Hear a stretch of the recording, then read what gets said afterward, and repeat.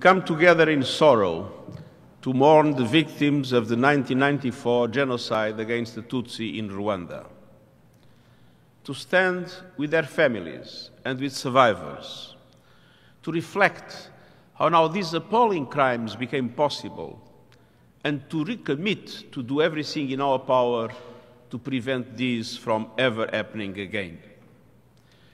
The 1994 genocide against the Tutsi is a chilling chapter in human history. And it occurred at terrifying speed. In just 100 days, some 1 million children, women and men were killed, the overwhelming majority Tutsi, but also Hutu and others who opposed the genocide. This was not a spontaneous frenzy of horrendous violence. It was intentional. It was premeditated. It was planned, including through the hate speech that inflamed division and spread lies and dehumanization. And it was the product of a collective failure to act. In the years since Rwanda has made an extraordinary journey towards reconciliation, healing, and justice. This terrible period of Rwanda's history reminds us that no society is immune from hate and horror. And as we reflect on how these crimes came about, we must also reflect on resonance with our own times.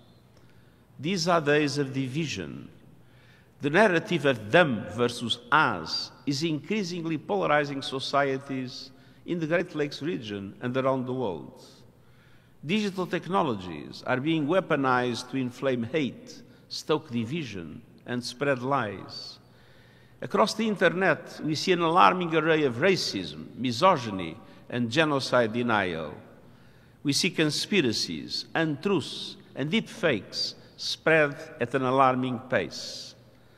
We must stem the tide of hate speech and stop division and discontent mutating into violence. The Global Digital Compact, agreed by countries like last year, made important commitments to tackle falsehoods and hate, and they urge countries to implement it in full. And above all, we all must act to prevent human rights violations and to hold those who commit them to account. We must invest in prevention, in sustainable development, and the promotion, protection, and respect for all human rights, to help build prosperous, peaceful, equitable, and just societies. And all states must comply with their duties and obligations under international human rights law and international humanitarian law. I call on all countries to become parties to the Genocide Convention without delay, and to honor the responsibility to protect their populations from genocide, war crimes, ethnic cleansing, and crimes against humanity.